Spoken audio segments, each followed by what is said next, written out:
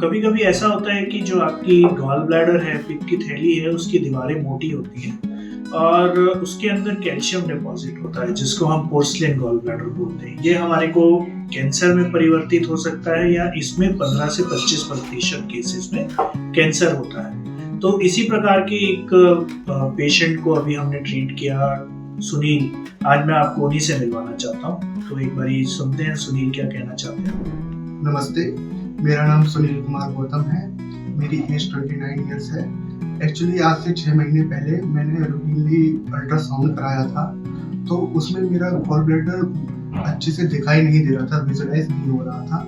और उसमें रिपोर्ट में जो दिखा था वो पोर्सिलेन गॉल ब्लैडर की जैसा कुछ दिखा रहा था, तो मैंने वो इतना ध्यान नहीं दिया। फिर बाद में 5-6 महीने बाद मैंने रूटीनली वैसी चेकअप कराया। एक्चुअली मैंने अपनी रिपोर्टें दोबारा देखी, तो उसमें मैंने गूगल पे सर्च करके देखा पोर्सिलेन गॉल ब्लैडर क्या है।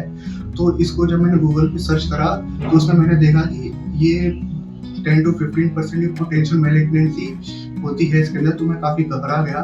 फिर मैंने पास ही के किसी एक सेंटर से, डायग्नोस्टिक सेंटर से अल्ट्रासाउंड कराया, तो वहाँ पे उन्होंने डाउट करा कि ये थोड़ा कॉन्ट्रैक्टेड आ रहा है ये गॉल ब्लैडर, इसको हमें देखना पड़ेगा फर्दरी जांच करके ये क्यों है।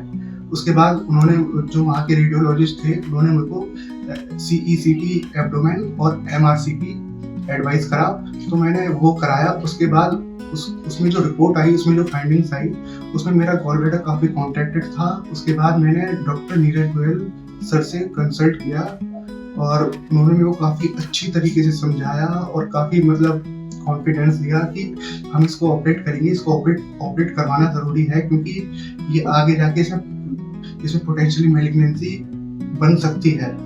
और फिर मैंने ज़्यादा देरी नहीं की, मैंने 1 हफ्ते बाद ही इसको ऑपरेट करवा दिया। और हमें ऐसी सिचुएशन में घबराना नहीं चाहिए, जैसे मैं बहुत घबरा गया था, लेकिन मेरी एक अच्छी बात की, मैंने सर से तुरंत कंसल्ट करा। हमें ऐसी सिचुएशन में एक अच्छे GI सर्जन से कंसल्ट करना चाहिए।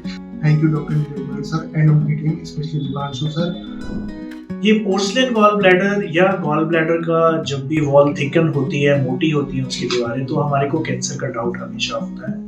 तो ऐसे जो पेशेंट्स होते हैं उनको हमेशा लैप्रोस्कोपिक कोलेसिस्टेक्टमी मतलब दूरबीन से गॉल ब्लैडर को रिमूव करते हैं और साथ के साथ हम एक फ्रोजन सेक्शन कराते हैं। फ्रोजन सेक्शन का मतलब होता है कि मरीज बेहोशी में ही है, उस पार्ट को, या जैसे इस केस में गॉल ब्लैडर था, उसको आप माइक्रोस्कोपिक जांच के लिए भिजवाते हैं। आधे घंटे में रिपोर्ट आ जाती है। अगर उसमें कैंसर आता है तो कैंसर की तरह ऑपरेशन आगे बढ़ जाता है, और अगर कैंसर नहीं आता है तो ऑपरेशन वहीं खत्म हो जाता है। तो ये वाली जो चीजें होती हैं आपको हमेशा सर्जन ध्यान में रखते हैं, क्योंकि अगर मैंने इसको नॉर्मल गॉल ब्लैडर की तरह ट्रीट किया और वहां पर मेरा कैंसर था, तो मेरी बीमारी फैल सकती है। तो इम्पॉर्टेंट है कि जब भी ऐसी कोई सिचुएशन आती है तो आप GI surgeon, GI cancer surgeon से मिलिए, ताकि आपका इलाज ठीक से हो पाए। जैसे सुनील कुमार गौतम जी के केस में हुआ। उम्र केवल उनकी 29 साल है। ऑब्वियसली घबराहट भी ज्यादा थी, और पर भगवान की दया से सारी चीजें सकुशल आई हैं, सब चीजें ठीक आई हैं। He is very happy. नमस्कार।